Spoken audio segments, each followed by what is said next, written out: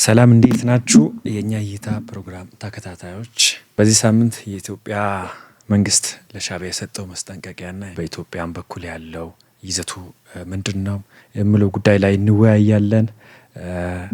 እኔ ሰይድ አሊ እና ፍርቱና መንገሻ አለን በፕሮግራሙ ላይ። እንዴት ነሽ? እንዴት ነህ? ደህና ነኝ እግዚአብሔር ይመስገን። ያው በዚህ ሳምንት የኢትዮጵያ ውጭ ጉዳይ አቶ ጌዲዮን ጢሞቴዎስ ለኤርትራ ግልጽ የሆነ ደብዳቤ ልከዋል።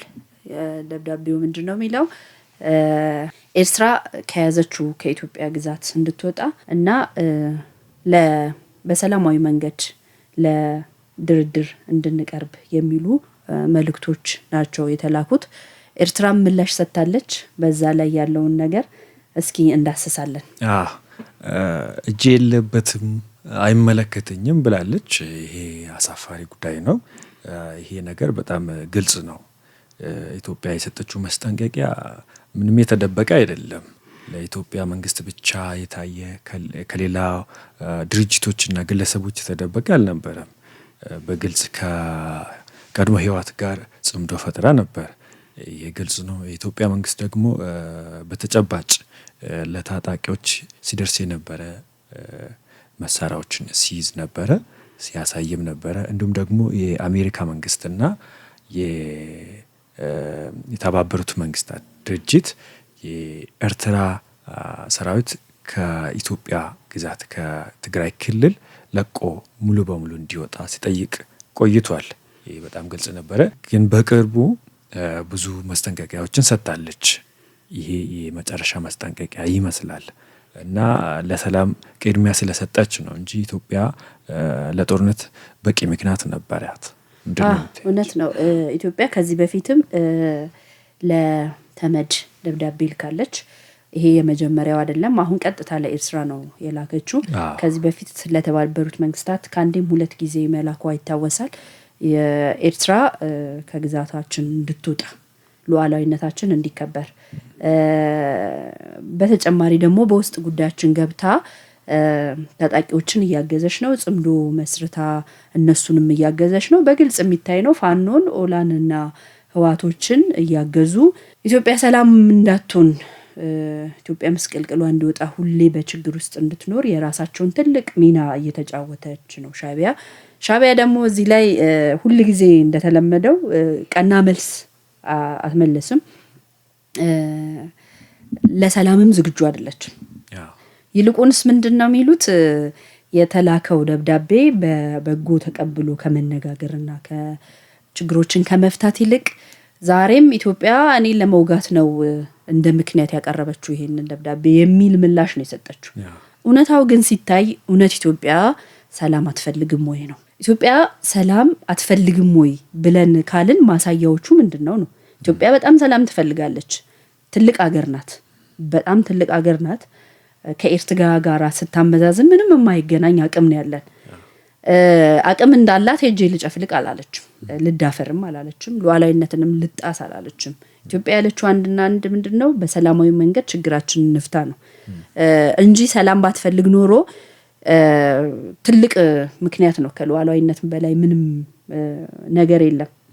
ተደጋጋሚ ነው። በዛ ላይ አንድ ጊዜ የሆነ ነገር አይደለም። ይሄ ደግሞ በተመድም ህግ አንድ ሀገር ሉዓላዊነት ከተጣሰ የመመለስ አጸፋ የመመለስ መብቱ አለ፣ ሙሉ መብት አላት። ያንን መብት እንኳን ተጠቅማ ወደዛ አልሄደችም። ኢትዮጵያ ምንድነው ያደረገችው?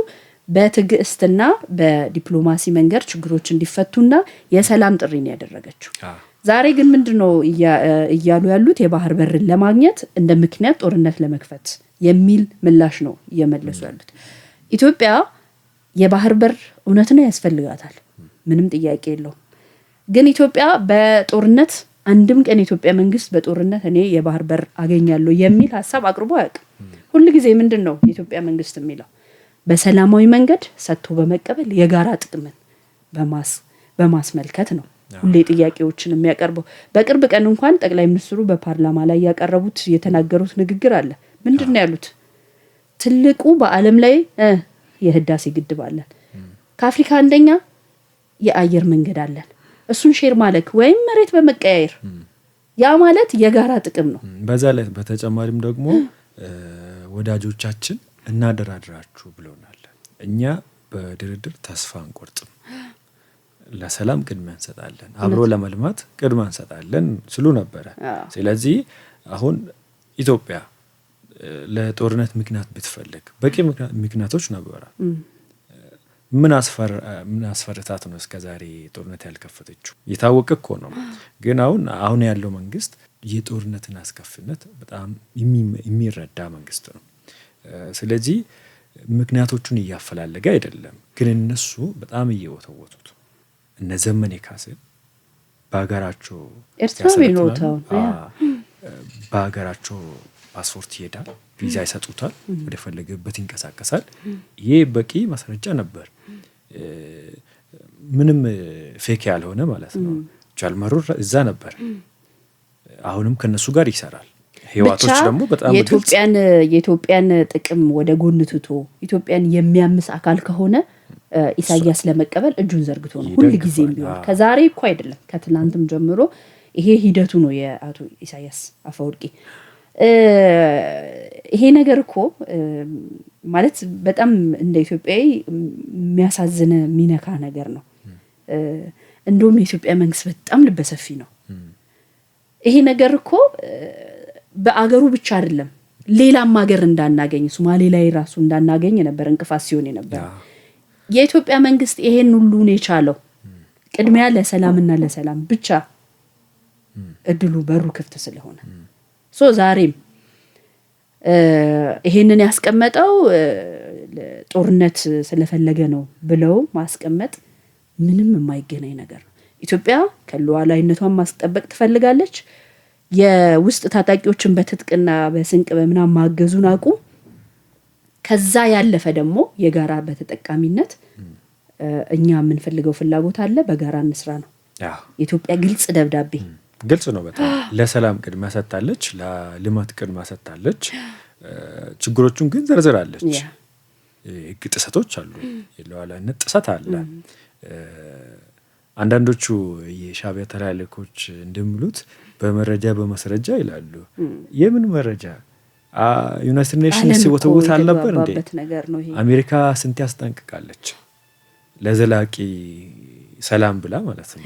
እውነት ነው። አንድ ሀገር ሉዓላዊነት ተጥሶ ሁሉ ጊዜ ሰላም እንዳይኖርክ እየተሰራ ለባህር በር ወር ለአሰብ ሳይሆን ለሉዓላዊነትህና ለውስጥ ሰላም ስትል ትግስት ገደብ ሊኖረው ይችላል። ያ ማለት ግን ለአሰብ ነው ማለት አይደለም። አይገናኝም። አሰብ ሰከንደሪ ነገር ነው።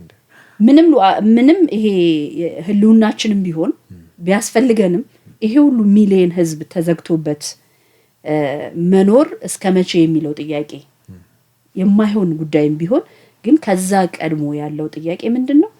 ሉዓላዊነታችንን ማስጠበቅና የውስጥ ሰላማችንን የሚበጠብጡትን የምታግዘውን በውስጥ ጉዳያችን የምትገባውን ነገር ማስቆም ነው። ይሄ በማስጠንቀቂያ ብቻ የምታልፈው አይደለም። የሻዕቢያው መንግስት በዚህ ፈቃደኛ ነው ወይ ብለህ ስታየው ምንም ፈቃደኛ አይደለም። ኢትዮጵያ ብታስጠነቅቅም ለሰላም ተዘጋጅ ብትልም አልሰማም ነው መልሱ። አሁን በቅርብ ቀን ጸለምትን ህዋት ለመውረር ተከዜን ተሻግሮ ሲመጣ የሻዕቢያ ታጣቂዎች ባለን መረጃ መሰረት ወደ ኢትዮጵያ ገብተው አብሮ ለመዋጋት ሲንቀሳቀሱ ነበር። ያለው መረጃ እሱን ነው የሚያሳየው። በፎቶ ተደግፎ እስካሁን በውስጥ ጉዳያችን እየገቡ ታጣቂዎችን እያገዙ መሳሪያ እየጫኑ ይሄ ሁሉ እያደረጉ የኢትዮጵያ መንግስት ለሰላም የሰጠው ቦታ ከበቂ በላይ ነው ይመስለኛል። የኢትዮጵያ መንግስት ከዚህ በፊትም አስከፊ ጦርነቶች ስለነበሩ ብዙ ወጣት የረገፈበት ጊዜ ስለነበር ይህን ሁሉ ከግንዛቤ ውስጥ አስገብቶ ይመስለኛል ማስጠንቀቂያዎቹን እየላከ ያለው እንጂ በቴክኖሎጂ ብቲ ኢትዮጵያ የታጠቀችው በዲፕሎማሲ ብቲ ምንም እኮ ማይገናኝ። አንድ ኤርትራ ማለት አንድ የጤፍ የምታክል ፍሬ አገር ናትና ከኛ ጋራ በምንም ልታመጣው አትችልም። ግን እሷም አሁን ልትጠቀመው የምትችለው ነገር አንዳንዴ ሊወሩኝ ነው እኔ ትንሽ ሀገር ስለሆንኩ አይነት ነገር እንደዚህ አይነት ፕሮፓጋንዳ ሁላ ቀድሞ የሚነዙት ለራሳቸው የሚያረጉትን ነገር ውሸት ነው እያለ ግን ልወረር ነው እያለ እንትን ይላል። ይሄ ዓለም አቀፍ ትኩረትን ለማግኘት እውነታው ግን ኢትዮጵያ እውነት ነው የባህር በር ያስፈልጋታል። ከዛ በፊት ግን ህልውናዋ፣ ሉዓላዊነት ግዛቷ፣ የውስጥ ሰላሟን ማስጠበቅ ምንም አማራጭ የሌላት ጉዳይ ነው። ስለ ባህር በርም እኮ በሴራ ነው የተቀመው ማስረጃዎች አሉኝ ነው እያለች ያለችው እንጂ የአንድን ሀገር ሉዓላዊነት እንዳፈራለሁ አይደለችም ያለችው። እነሱ ግን በቀጥታ ነው የተዳፈሩት። መንግስት ብዙ ነገር ከግንዛቤ ውስጥ እያስገባ ቀስ እያለ ነገሮቹን በማስጠንቀቂያና በሂደት በዲፕሎማሲያዊ ቋንቋ እየሄደበት ነው ያለው። ግን ዜጎቻችን በጣም እየተናደዱ ነው ያለው። መንግስትን ሊያስገድዱ ይችላሉ። ቢካውስ እዛ የሚሰቃየው ዜጋ ነው። የአንድ ሀገር ወታደር ጥሶ ገብቶ የሚዘርፈው ንብረት ካለ የህግ ጥሰቶች፣ ሰብአዊ መብት ጥሰት እኚህ ሁሉ ተደምሮ አንድ ጊዜ ዜጎች ከዚህ በላይ ከተናደዱ ሜቢ ወደ ሌላ እርምጃ፣ አስከፊ እርምጃ መንግስት እንዲገባ ሊያስገድዱት ይችላሉ። እውነት ነው። እዚህ ላይ ወደኋላ መለስከኝ። እዚህ ላይ የኤርትራ ታጣቂ ምን ያህል አረመኔ እንደሆነ በሰሜኑ ጦርነት እድሉን ተጠቅሞ ገብቶ ምን ያህል እንደዘረፈ ምን ያህል እንዳወደመ በጣም የምናውቀው ነገር ነው። በጥናት የተደገፈ ነገር ነው። አንድ መሰረት የህወሓት መሰረት አዱሽ የምትባል አሁን ኢትዮጵያ ውስጥ የለት ኤንጂኦ አላት። በኤንጂኦ በኩል ያስጠናችው ጥናት 76% ውድመት ያደረሱት ኤርትራ ታጣቂዎች ናቸው፣ ወታደሮች ናቸው። ያ አይደለም በጣም ልብህን የሚሰብረው አንዲት የ80 ዓመት እናት ለ7 ታጣቂ ሆነው የደፈሯት፣ በሴቶች ማህፀን ውስጥ ያስቀመጡት ብረታ ብረት፣ ስንት ነገር ማለት በእኛ መንግስት ሳይሆን በሌላ ኤንጂኦዎች በዓለም ሚዲያዎች የተነገረ ነገር። ይሄ አስከፊ ነገር ዛሬም ድንበር ላይ የማይደረግበት ምንም ማስረጃ የለንም። እንደ ጠላት ሆነው ገብተው ዜጎቻችን ናቸው ትግራይ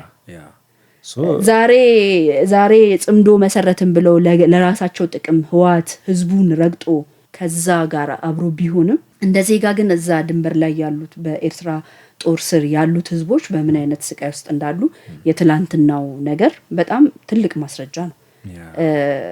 ራሳቸው ትግራውያን ያጠኑት አቶ ጌታቸው ረዳ ጊዜያዊ አስተዳደር በነበሩበት ዶክመንቱን ይዘው ወጥተው 76% ያደረሱት ወንጀል ማለት ይሄ ኢትዮጵያን ሃይማኖት አለን ሃይማኖተኛ ነን ህሊና ያለው ሰው የማያደርገውን ዘግናኝ ድርጊቶች ነው ሲያደርጉ የነበረውና ለመናገር ለማሰብ የሚከብድ ነገር ነው።